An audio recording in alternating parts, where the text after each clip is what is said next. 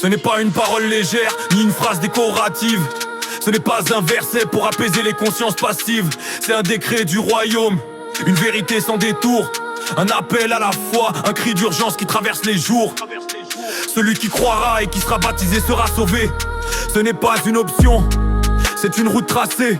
Ceux qui entendent mais repoussent l'instant jouent avec l'éternité en croyant avoir le temps. Croire, ce n'est pas admettre vaguement que Dieu existe. Ce n'est pas réciter des mots ou cocher une case sur une liste. Croire, c'est se soumettre, c'est changer de direction, c'est reconnaître que sans Christ il n'y a pas de solution. Le baptême n'est pas un rite vide ou un symbole social. C'est l'alliance proclamée, le tombeau de l'homme charnel. C'est mourir au passé, renaître dans la lumière. C'est sceller publiquement une foi réelle et entière. Mais le verset ne s'arrête pas à la promesse du salut. Il porte aussi la gravité de ceux qui ont entendu mais n'ont pas voulu. Celui qui ne croira pas sera condamné. Ces mots ne tremblent pas, ils ne peuvent être atténués. Condamnation, pas parce que Dieu refuse le pardon, mais parce que l'homme rejette la main tendue avec obstination. Le refus de croire n'est pas neutre, ni sans conséquence. C'est un choix qui ferme le ciel et alourdit la sentence.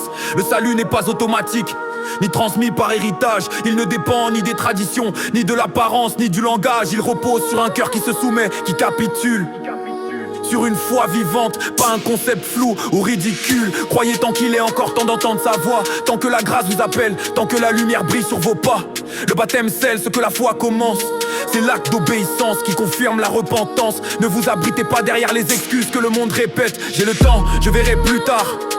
Dieu connaît ma tête. Le temps n'appartient à personne, pas même à vos projets. Chaque souffle est une opportunité ou un jour de regret. Mark 16, SD. Marc 16 n'est pas une phrase oubliée dans un coin. C'est une séparation entre ceux qui marchent et ceux qui s'éloignent. Ceux qui croient et obéissent entreront dans la vie. Ceux qui refusent se lèveront sans défense devant celui qui a tout dit. Le baptême n'est pas un luxe spirituel réservé aux convaincus. C'est l'ordre du roi, l'acte visible de ceux qui ont entendu. Ceux qui disent croire mais rejettent l'alliance portent un témoignage brisé, sans cohérence, sans espérance. Le salut est une grâce, mais il ne contourne pas l'engagement. Dieu donne gratuitement, mais il appelle au changement. Car la vraie foi se manifeste par l'obéissance, et le refus de croire devient une condamnation en silence. Repentez-vous, croyez, entrez dans les eaux de vie. Laissez mourir ce qui doit mourir, laissez Dieu écrire votre récit. Ne vivez pas dans l'attente d'un signe grandiose. La parole a été donnée, claire, tranchante, puissante et précise. Celui qui croira et sera baptisé sera sauvé. Ce n'est pas une promesse vague mais un chemin scellé. Et celui qui ne croira pas sera condamné. Ce n'est pas une menace mais la conséquence de l'avoir rejeté. Ne jouez pas avec l'éternité en cherchant un délai. Ne tournez pas le dos à celui qui a déjà payé.